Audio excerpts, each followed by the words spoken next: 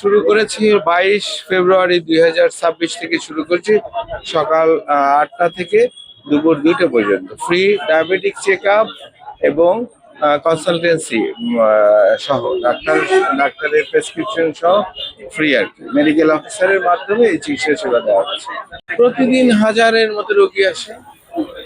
আমাদের এই সেন্টার না, বাংলাদেশ ডায়াবেটিক সমিতির যতগুলো সেন্টার আছে, শাহবাগে আছে, এইটা আছে, তারপরে মিরপুর 10-এ যে ইব্রাহিম জেনারেল হসপিটাল আছে, এই ধরনের সকল সেন্টার থেকে এই ধরনের কার্যক্রম পরিচালিত হচ্ছে।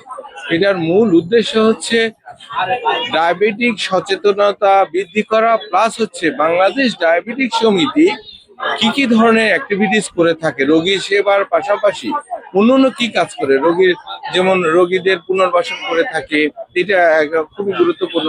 শুধু রোগীদের সেবাই দেয় না, রোগীদের পুনর্বাসনে কাজ করে। তারপরে আমাদের আর একটা বড় কাজ হলো যে চিকিৎসা শিক্ষা মানে স্কিল ম্যান পাওয়ার ডেভেলপ করে থাকি আমরা। যেমন মেডিকেল কলেজ আছে, আমাদের নার্সিং কলেজ আছে, কেয়ার গিভার ইনস্টিটিউট আছে। এই ধরনের ইনস্টিটিউটের মাধ্যমে আমাদের এই ডায়াবেটিক সমিতির বিভিন্ন ধরনের শিক্ষা কার্যক্রম আমরাও পরিচালনা করে থাকি। 1956 সাল থেকে আমরা এই ধরনের চিকিৎসা সেবা দিয়ে আসছি। এটা কার্যক্রম শুরু হয়েছে 1956 সালে পাকিস্তান আমল থেকে।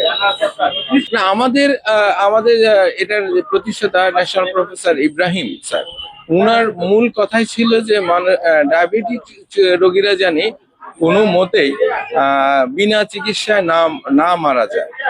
ইভেন ওই রোগীদের শুধু চিকিৎসাই দিতেন না, উনি ওনাদের যেমন ওষুধ দিতেন এবং পুনর্বাসনের কাজও করতেন। সো এটা একটা নিশ্চয়ই মহৎ কাজ, এবং ওনার সেই চিন্তা চেতনা ধারণ করেই আমাদের পথ চলা আর কি। আমাদের যদি মাঝে মধ্যে যদি এটা উদ্যোগ নেয়, তাহলে সেটা যদি আমাদের জন্য খুব ভালো।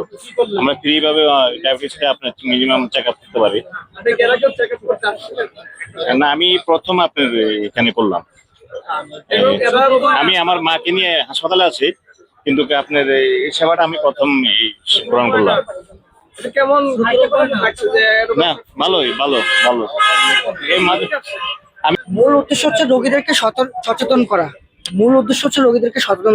করা। কারণ যেহেতু এখন রোগীরা অসচেতন, বিশেষ করে যে অনেকে জানেই না যে তার ডায়াবেটিস আছে কিনা। ডায়াবেটিস হচ্ছে হুট করে হয়ে যায়, অনেকের অজান্তে হয়ে যায়।